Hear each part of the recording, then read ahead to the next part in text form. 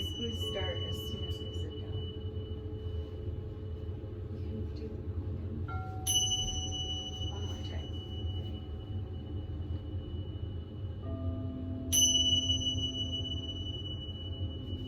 Aloha!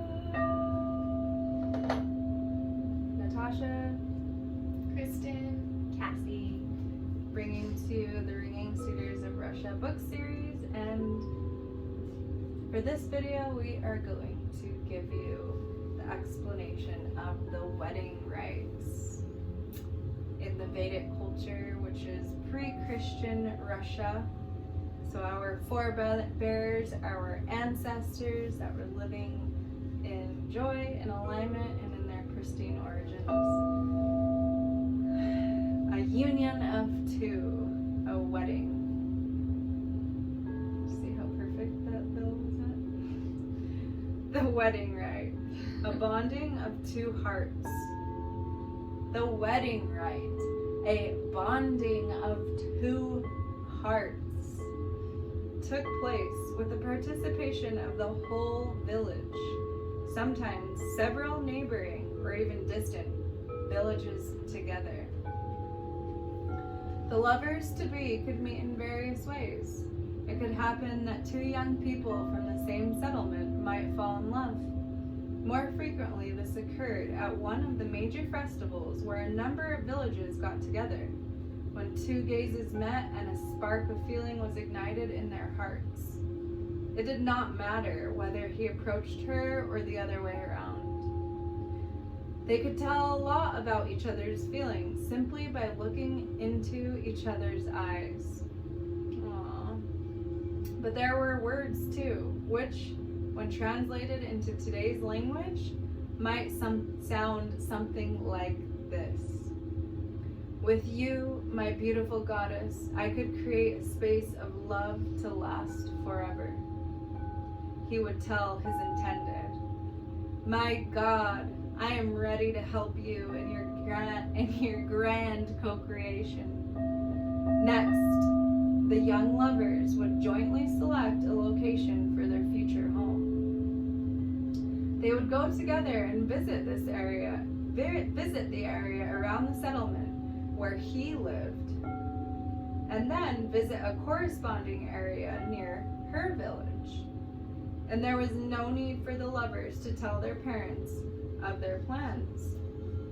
Everyone in both settlements knew what was going on and was fully aware of the grand happening that would soon take place. After mutually agreeing upon a site where they would make their future life together, the lovers would often retreat there, just the two of them. Sometimes they would spend the night there under the open sky or in a shelter they had constructed from tree branches. They would greet the dawn and bid farewell to the day there. After returning briefly to their parents' houses, they would hurry back to their chosen sites. It called them and drew them to itself, much as an infant inexplicably draws to itself a pair of loving parents.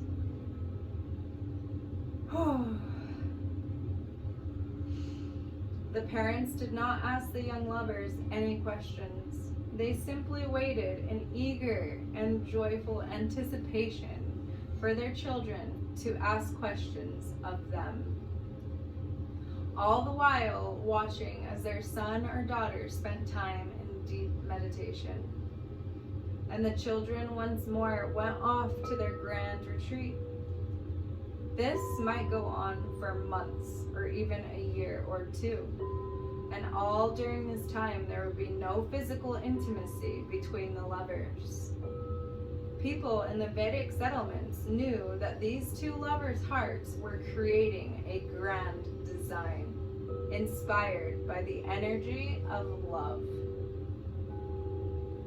Right from birth, both he and she had been absorbing from their parents the lifestyle, knowledge, and mindfulness of the Vedic culture. They could share their deep knowledge either of the stars burning in the night sky or of the flowers unfolding their petals with the rising of the sun, or of the purpose of bees, or the diverse energies existing in space. From early childhood, both he and she had been bearing witness to the marvelous domains, oases, and paradise gardens their parents had created in love, and now they were aspiring to co-create their own.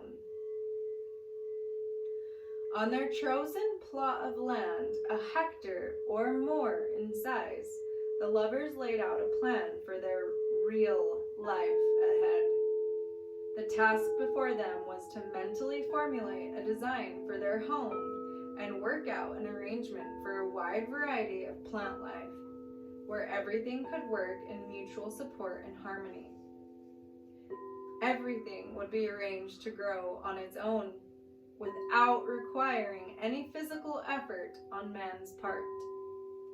There were a whole lot of factors to be taken into account here, including the disposition of the planets, as well as the day-by-day flow of air currents. Come spring and summer, plants would exhale ethers and give off a delightful fragrance. The young lovers would try to arrange them so that whenever a breeze blew, a bouquet of many different ethers would waft into their dwelling. All this foreshadowed the birth of a grand and extraordinary complex. It consisted of divine creations. Besides, the place the lovers selected was to be transformed into a scene of splendor which would delight the eyes, not on a canvas, but on living ground. A living design was being created in thought, one that would last forever.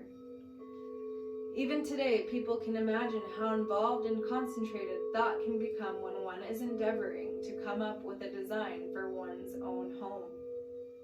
A dachnik, which is a Russian, what would you say dachnik is? A Russian domain, like a farm. A homestead. In Russia. That's how they explain it. Will understand, a person that owns a dachnik is a dachnik, like owns a family homestead, a farm in Russia. They will understand how, especially in the spring, one's thought can get absorbed in what one's plot of land will look like in the future. And there will be a video on dachniks as well. And a talented artist in planning out a picture. One's thought can get absorbed in what one's plot of land will look like in the future, and a talented artist in planning out a picture also knows how he can get carried away by his thoughts. All these aspirations were now concentrated in the two loving hearts. Their knowledge was enhanced by the energy of love, fostering new inspiration. This is why they did not even think about what we call today the pleasures of the flesh. Once the design was complete in their thoughts, the lovers first paid their respects to the bridegroom's home village, where they went around to every house and invited the residents to come for a visit. Each household awaited their arrival with great excitement and anticipation.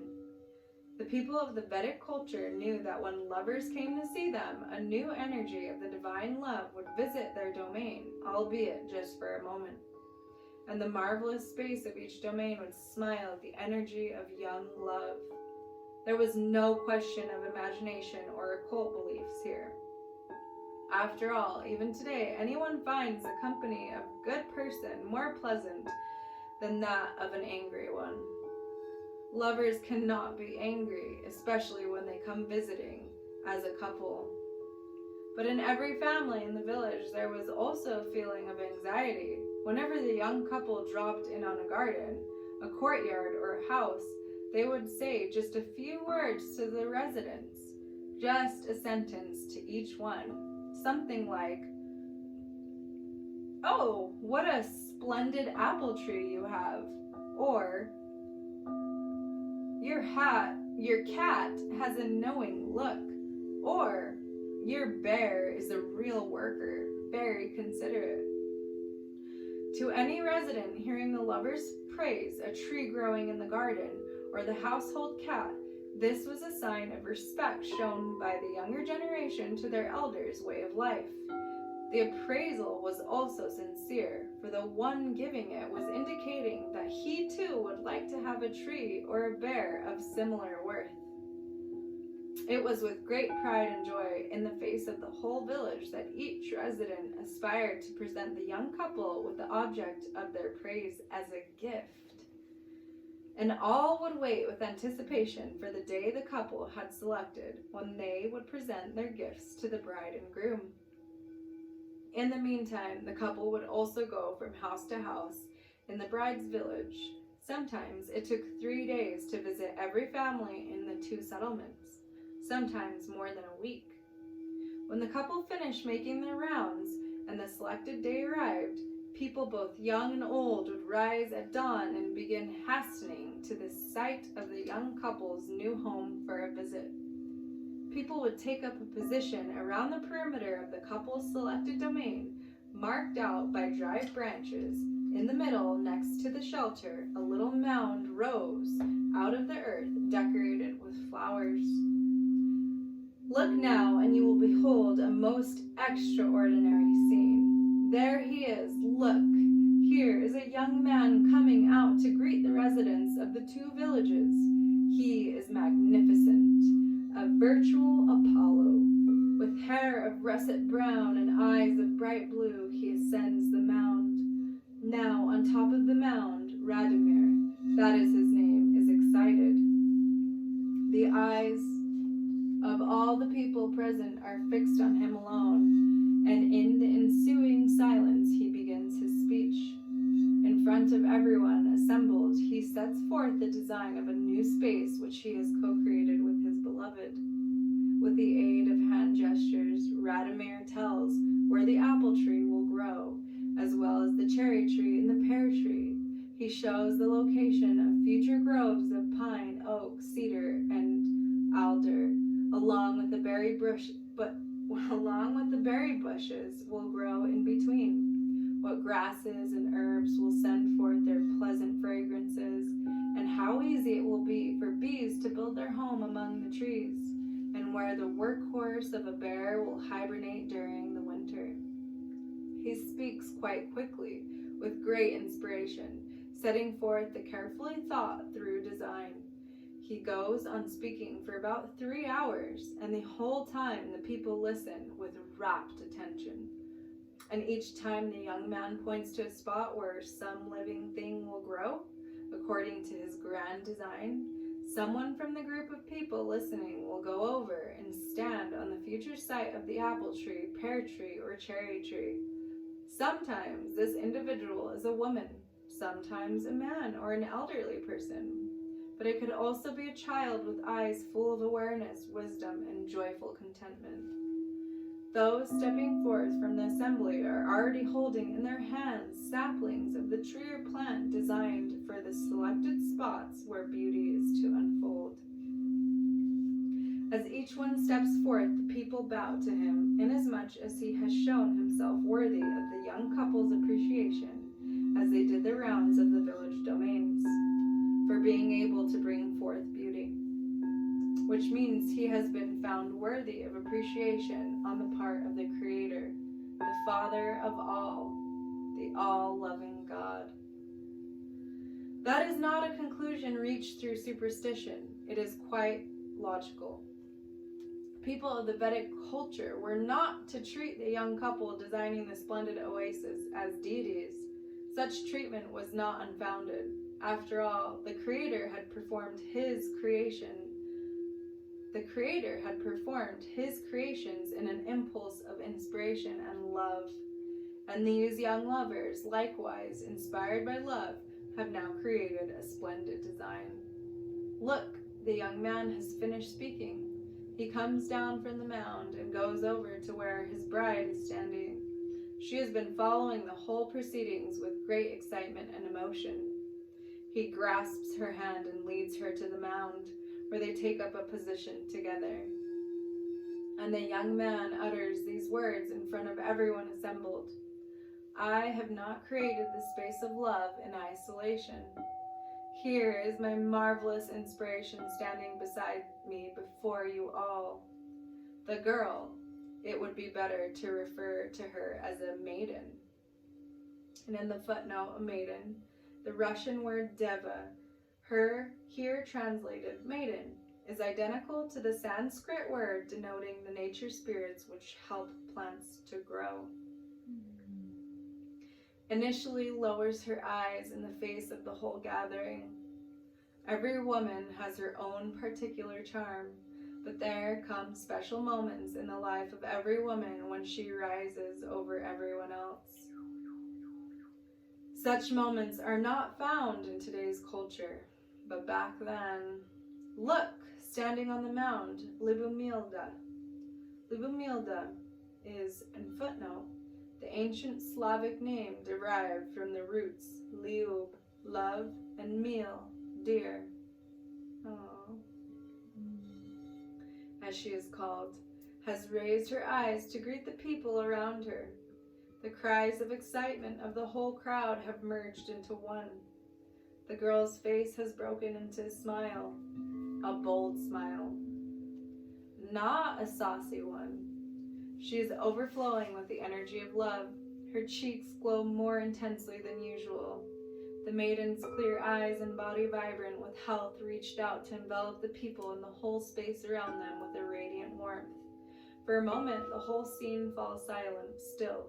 The young goddess shines before the people in all her beauty.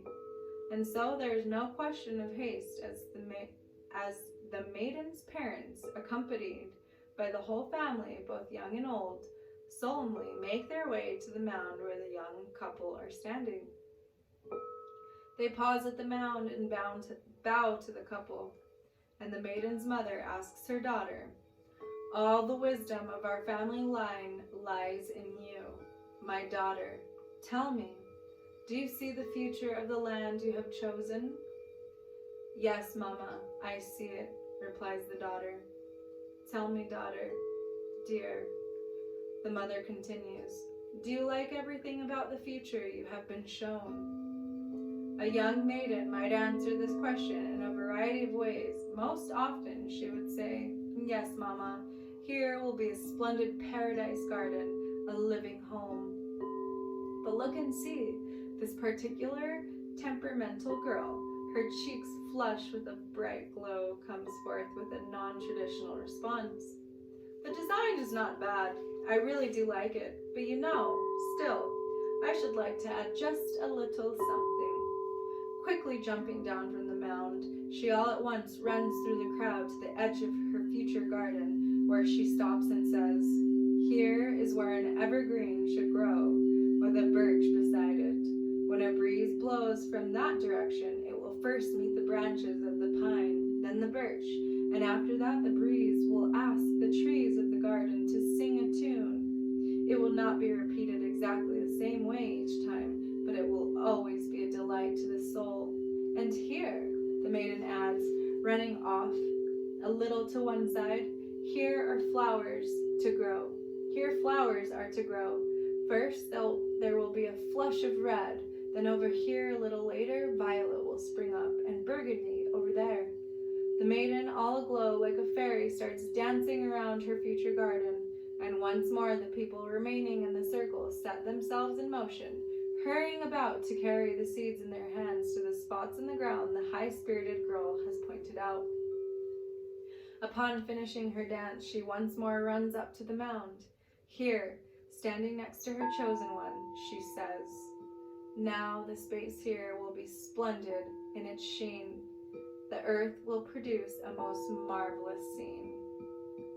Tell everyone, my daughter, her mother once more addressed her, who will be crowned the reign over all this marvelous space around? Of all the people living on the earth, upon whom could you bestow the crown? The maiden takes a sweeping look at all the people standing around, holding saplings and seeds in their hands.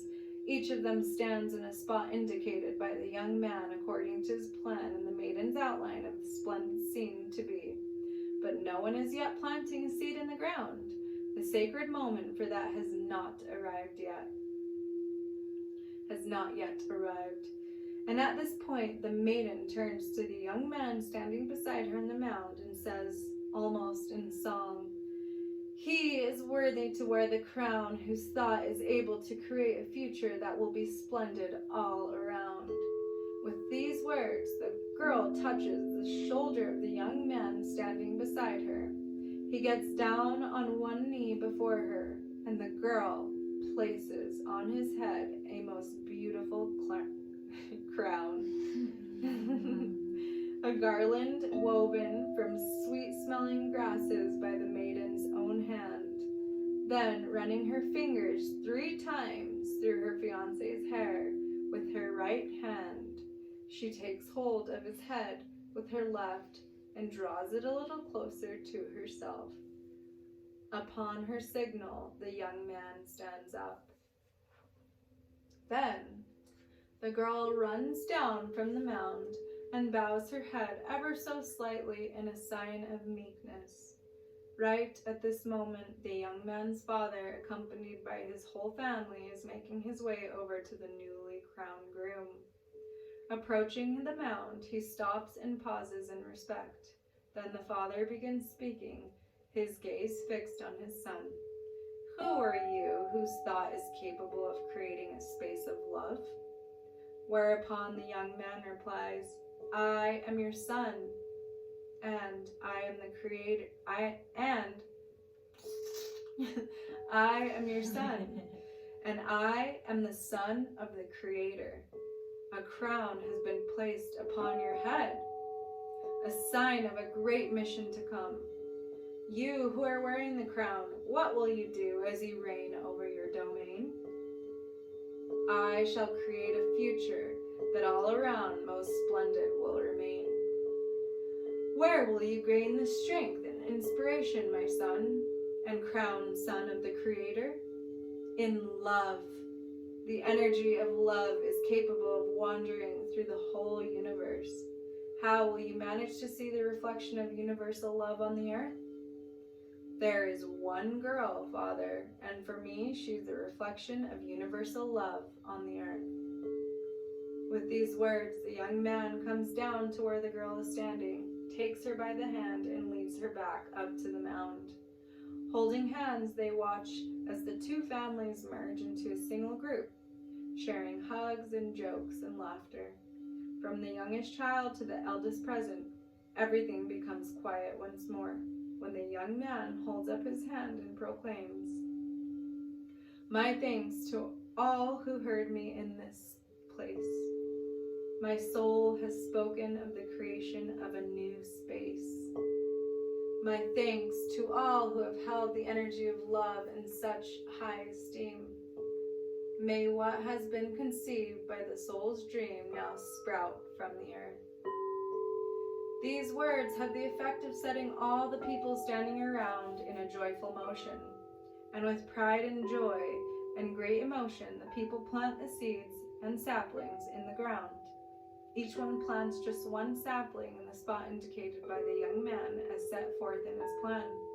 Those not assigned a specific spot set about to walk around the perimeter of the plot which has already been marked out, and to the song of the Horovad, and the footnote is a Horovat, a circle dance accompanied by choral singing, traditionally popular among Russians, Ukrainians, and Belarusians. Throw the seeds that they have brought with them into the ground. Within the space of a few minutes, a marvelous garden has been planted, the space which has been created through a dream. And now the people retreat once more beyond the plot's perimeter. Only 2 families remain surrounding the mound, where he and she, the young lovers, are still standing. Drops of rain from the skies are falling onto the ground. The very warm rain is unusual and lasts but a short time. These are tears of joy and tenderness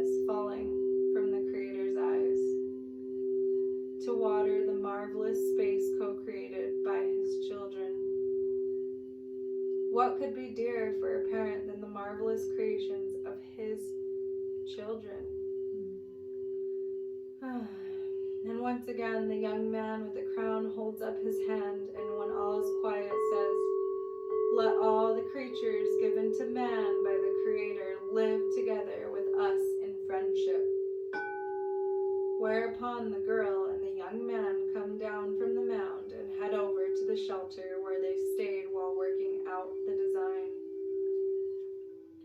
After these words, out from the circle of people standing around, someone approaches the couple, accompanied by an old dog and a pup. The dog is one that greeted the couple in a friendly way on their tour of the domains in which they have taken a great liking to. The visitor bows and presents the bride with the puppy. At his signal, the old dog goes and lies down at the young man's feet. This dog has been trained to help man teach all the other animals. The young man orders the dog to sit by the entrance to the shelter, and presently the girl lets the puppy inside. Other people approach the shelter one by one, carrying in their arms a kitten or a lamb, or bringing a colt or a bear cub on a lead. People quickly fashion tree branches into a wicker fence to attach animal pens to the shelter, and soon the dwelling, which just a short time ago was used by people as sleeping quarters, is now filled with young animals. And there's tremendous significance in this, for in mixing with each other in this way, these animals will forever live together in friendship, caring for and helping one another. No mysticism in this. It is law of the Creator of nature. After all, you can find examples of this even today. If a puppy and a kitten grow up together, they will remain friends as adults. One of the other characteristics of the Vedic period was that people were fully aware of the purpose of the various creatures, and all animals served man. Man did not bother feeding the animals. On the contrary, they feed him. During the Vedic age, both man and his household pets were vegetarians and never ate meat. They would not even think of it. The tremendous variety of plants around were able to supply man's taste abundantly, not only his, but that of the animals surrounding him. In this instant, the bride and groom are presented by the residents of the two villages with the best they have. After accepting the gifts, the young couple once more ascend to the mound. Our hearty thanks to everyone. The bridegroom expresses their gratitude to those gathered. Thank you all for co-creating this space. My descendants will care for it over the centuries to come. Our thanks to the mothers who bore the Creator, says the bride.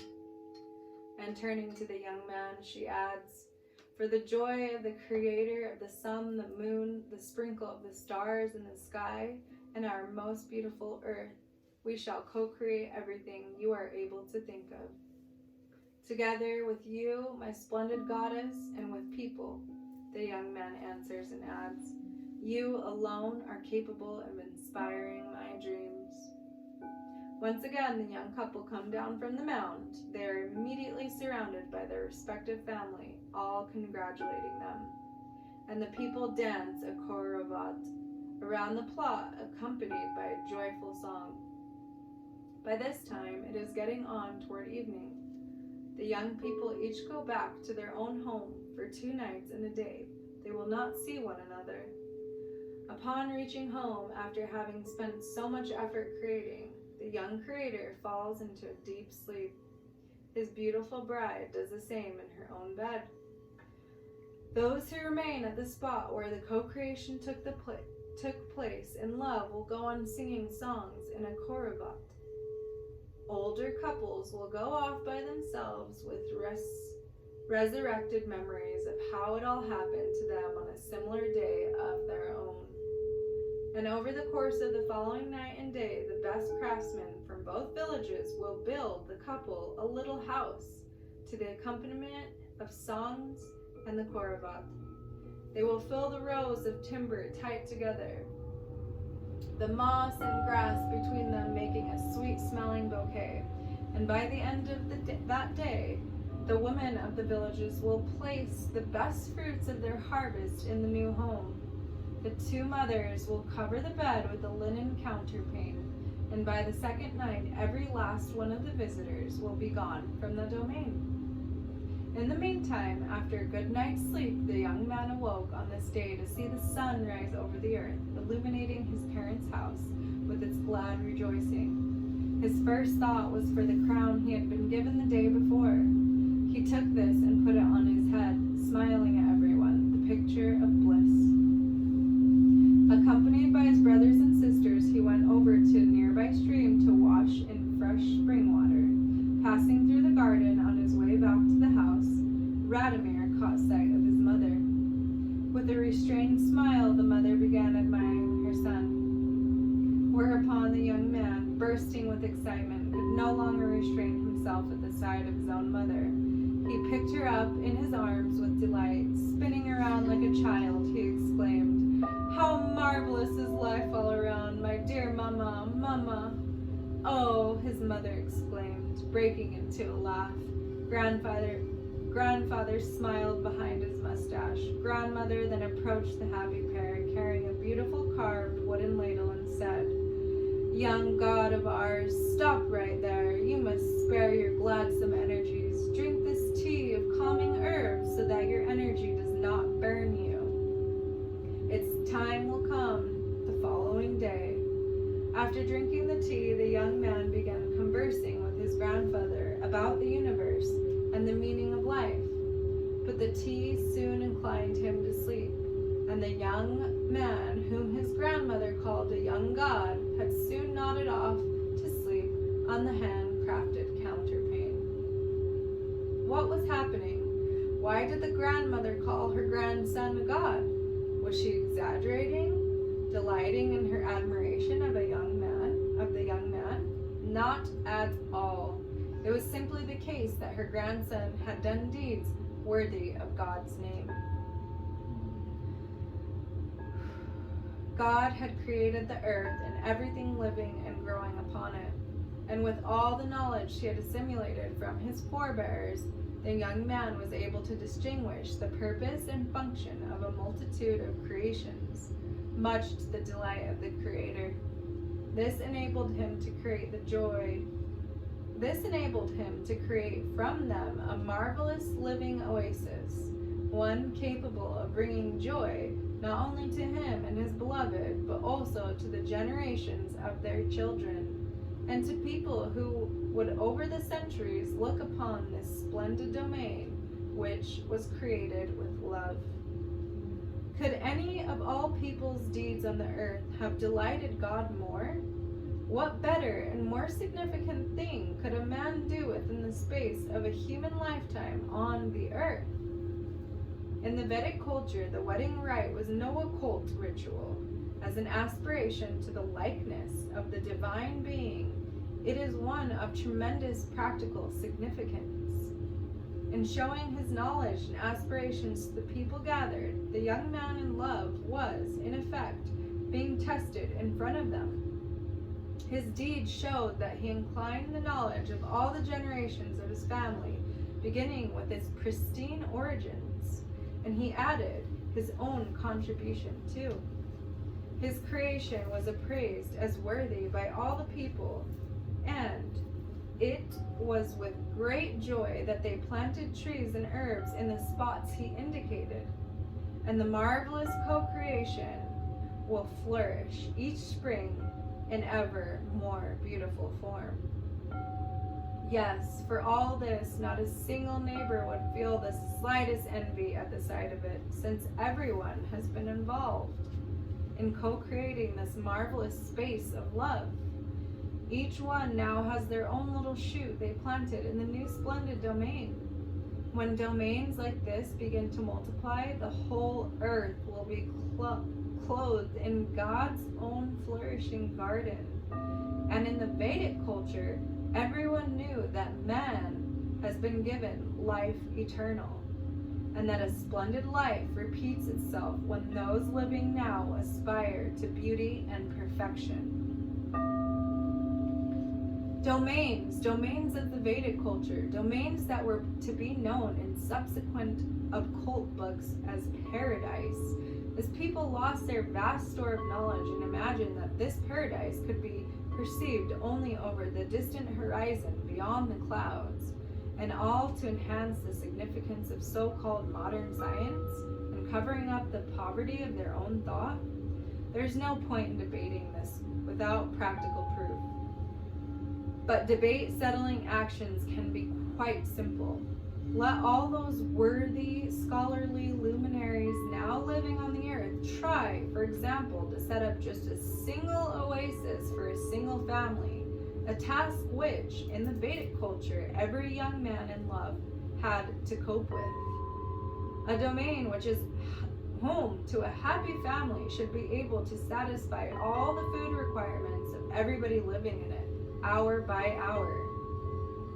Disease should not be permitted to have even a foothold.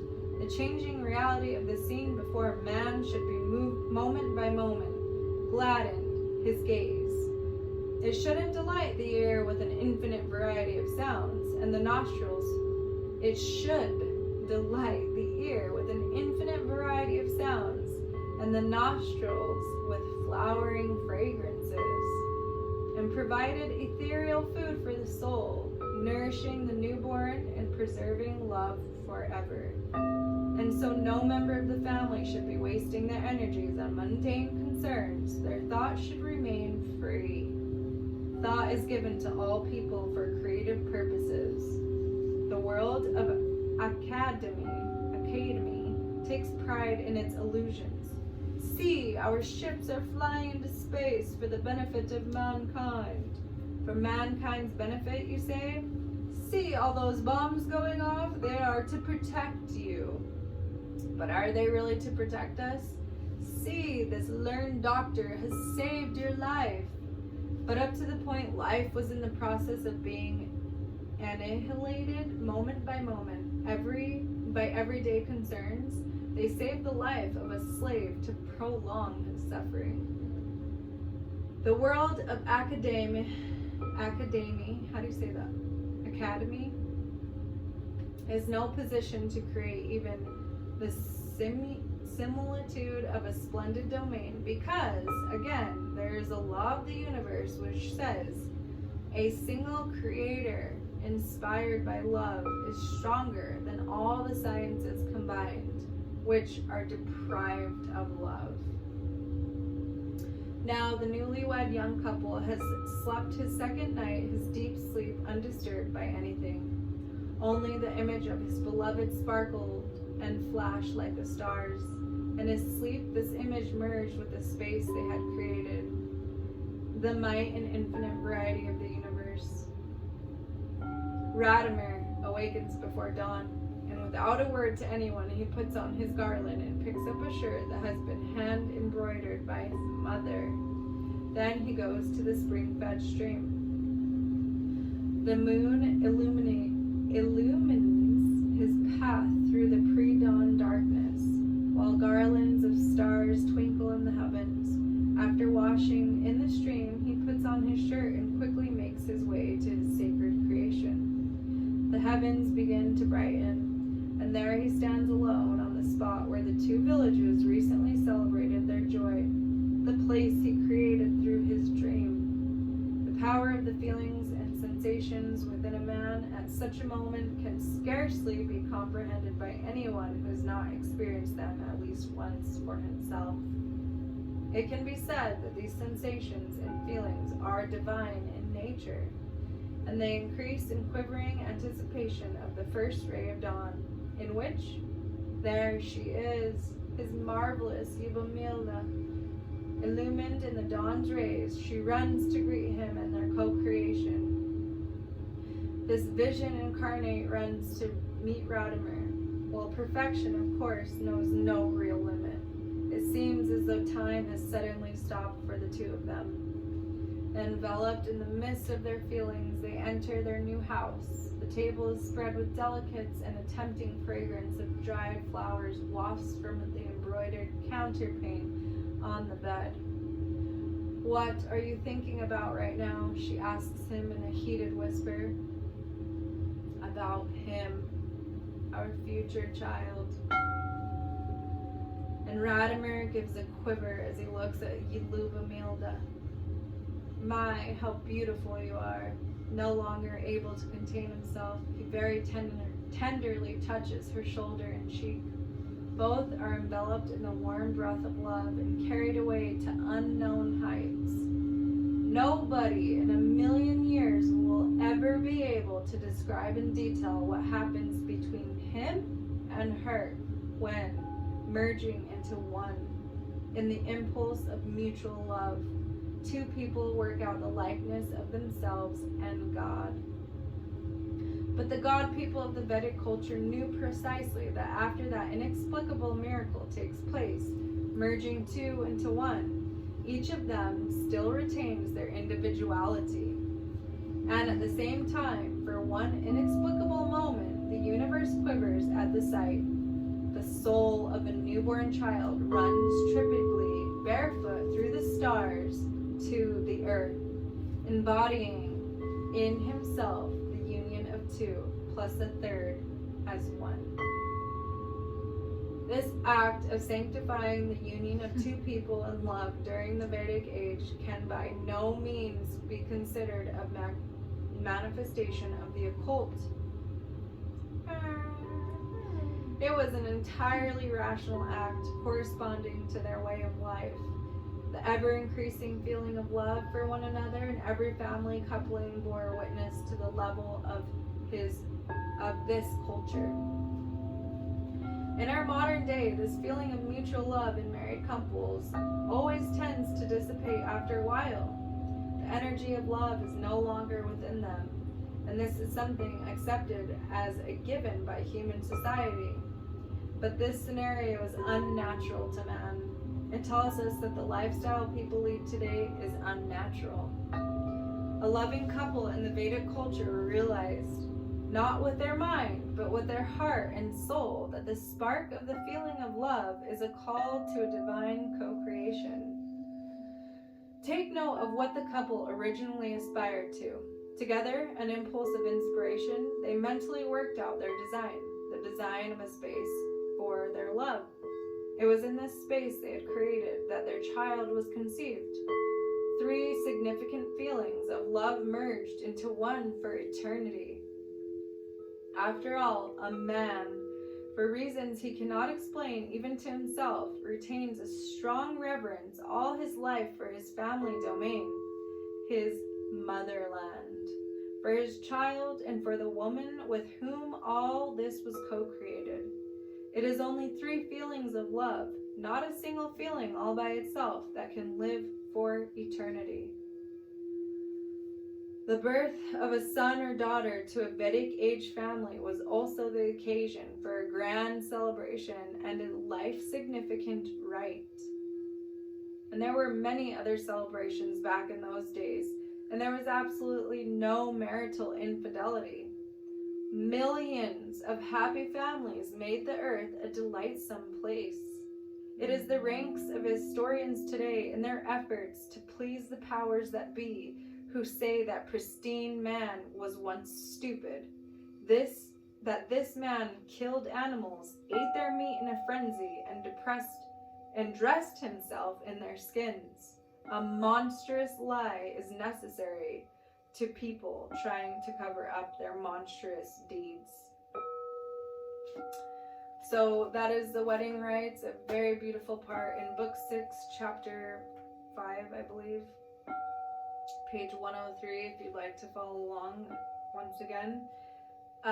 Next will be raising children in the Vedic culture, and if you appreciate this and want to contribute and co-create with us, there is a link in the description below to donate to the funds that we are co-creating with these family settlements for you, for me, for we. And with that, with a certain amount, you will also receive a free e-course, video course with all of these rites, with all of the essentials that you will need to embark on your own journey in creating your own space of love, finding your soulmate, and bringing back love for all eternity on this planet in your own personal experience called life. We love you. Thank you so much. And aloha.